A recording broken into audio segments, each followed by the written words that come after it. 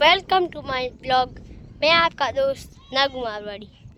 आप देख सकते हो यहाँ पर बरसात नहीं हुई, इसलिए हमें पेड़ों का बचाना सबसे महत्व है। देखो, हमने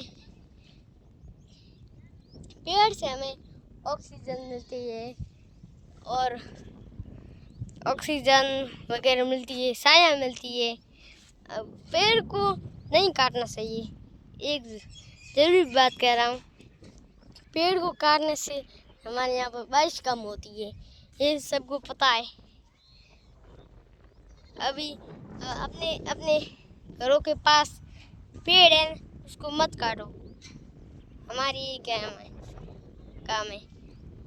मैं आपका दोस्त चैनल पर नागू मारवाड़ी।